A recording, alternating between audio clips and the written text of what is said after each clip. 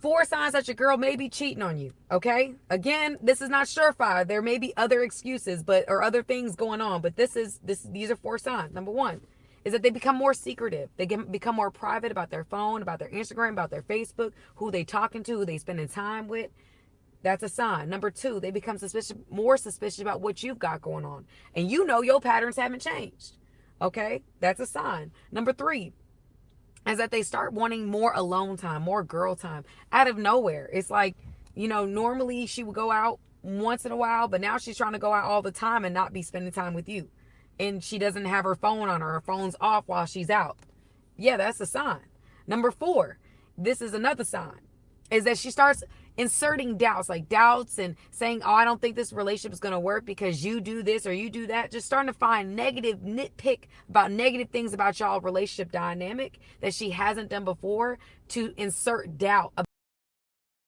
When Mark discovers his wife Sarah's infidelity, he must confront her betrayal and navigate her desperate attempts to maintain control, ultimately facing a heartbreaking decision that tests the limits of love and forgiveness.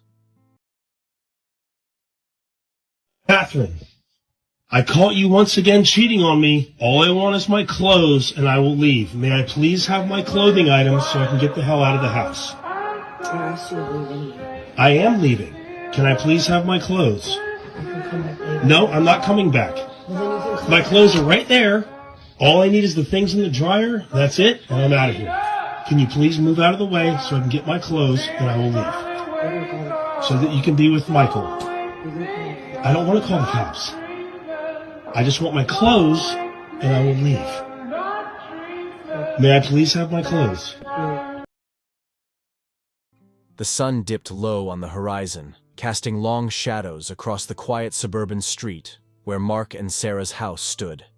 Inside, the atmosphere was tense, fraught with unspoken tension and lingering suspicions. Mark sat in the living room, staring blankly at the television screen. His mind was elsewhere, consumed by the gnawing doubt that had plagued him for weeks. He couldn't shake the feeling that something was amiss in his marriage to Sarah, something insidious lurking beneath the surface. Sarah, meanwhile, moved about the house with an air of restless energy, her phone clutched tightly in her hand. She avoided Mark's gaze whenever their paths crossed, offering curt responses to his attempts at conversation. Little did Mark know, his worst fears were about to be realized. It started innocently enough, or so Sarah claimed. A chance encounter with an old flame, a harmless exchange of pleasantries. But as days turned into weeks, and weeks into months, the frequency of Sarah's meetings with her ex, Chad, began to raise suspicions. Mark's gut instinct told him something was wrong, but he pushed aside his doubts, unwilling to confront the painful truth. That is until the day he stumbled upon irrefutable evidence of Sarah's infidelity. It was a crisp autumn afternoon when Mark returned home early from work, intending to surprise Sarah with dinner. Instead, he found her entwined in Chad's arms, their laughter echoing through the empty house like a dagger to his heart. I heard you here getting clapped. You be doing too much. You be doing too Like, much. you ain't gotta break my window, You try to doing fight too bitches and all this other shit for me, for you to be fucking somebody. Yeah, nigga, I told you to block the bitch. You ain't want to block Alright. her, so yeah, nigga, what the fuck? You know what I'm talking about, nigga? I told you to block the bitch. I heard the you and her behind this clap. I ain't tripping though. I am, bruh.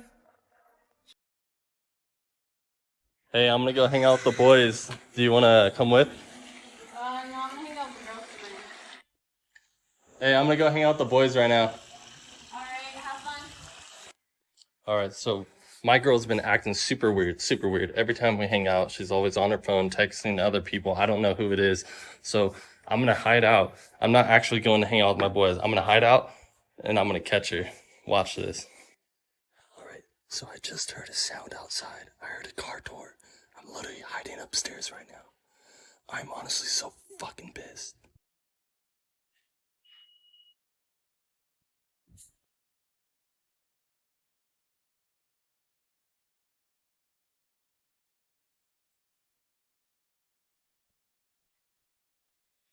Who the fuck is this guy?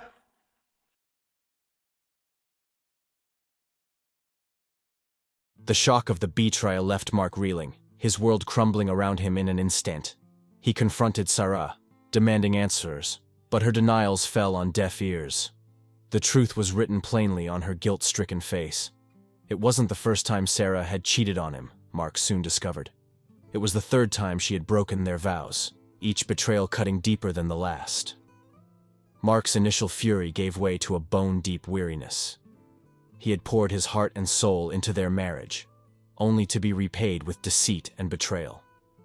He knew then that he could no longer stay in a relationship poisoned by lies and infidelity. But Sarah wasn't about to let him walk away without a fight. As Mark packed his belongings, Sarah stood in the doorway, blocking his path with a steely resolve. She refused to let him leave, her voice laced with desperation as she begged him to reconsider. "You can't just walk out on me," she pleaded, her eyes brimming with tears. "Think of everything we've built together." But Mark had made up his mind. He couldn't stay with a woman who had betrayed him time and time again, who valued her own desires above their marriage vows. As he attempted to push past her, Sarah's desperation turned to anger. She lashed out, grabbing at his arms and digging her nails into his skin. "Stop!" Mark shouted, his voice raw with emotion. "Let me go." But Sarah wouldn't relent. She saw her control slipping away, her carefully constructed facade crumbling before her eyes. In a final act of desperation, she threatened to call the police, accusing Mark of domestic violence. With a heavy heart, Mark realized he had no choice but to leave his belongings behind. He couldn't risk being falsely accused, his reputation tarnished by Sarah's lies. As he walked out the door, Sarah's cries echoed in his ears, a haunting reminder of the love they had once shared, now lost to the winds of betrayal. She's caught. You're caught. Oh! Hey, you're getting posted. I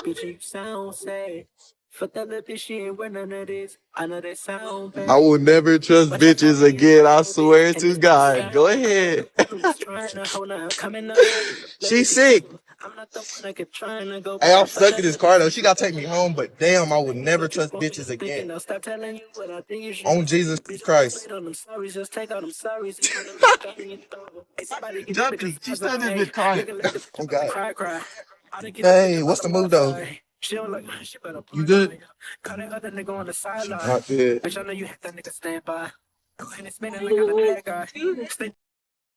In the days and weeks that followed, Sarah found herself consumed by regret. She had let the love of her life slip through her fingers, all for the fleeting thrill of a forbidden romance. But it was too late for apologies or second chances. Mark had moved on, leaving behind a woman who had betrayed him in the most unforgivable of ways. As he rebuilt his life from the ashes of their broken marriage, Mark found solace in the knowledge that he had escaped a toxic relationship, one that had threatened to consume him whole. And as for Sarah, she was left to ponder the consequences of her actions, forever haunted by the memory of the man she had lost to her own selfish desires. In the end, it was a story of betrayal, of love lost and lessons learned. And though the wounds would never fully heal, both Mark and Sarah would emerge stronger and infinitely more resilient than before. Would you cheat for $1,000? No, man. I mean, like, that's a lot of money. Oh, Come on. I could, like, spend on, like, both. Like, we could use it. You cheated on me, man. We could We've been use dating it. for over a we year. could use it. We've been dating for over a year. We could use it, though. It's not okay. Like, I could take us out. You don't have to do it anymore. One piece of advice for every gender. When faced with betrayal, trust your instincts, prioritize your own well-being, and remember that forgiveness is a choice, but it does not require you to sacrifice your self-respect. And that concludes today's discussion on MGTOW Voice. Don't forget to like, subscribe, and hit that notification bell to stay updated on future videos. Share your thoughts in the comments below, and I'll see you all in the next video.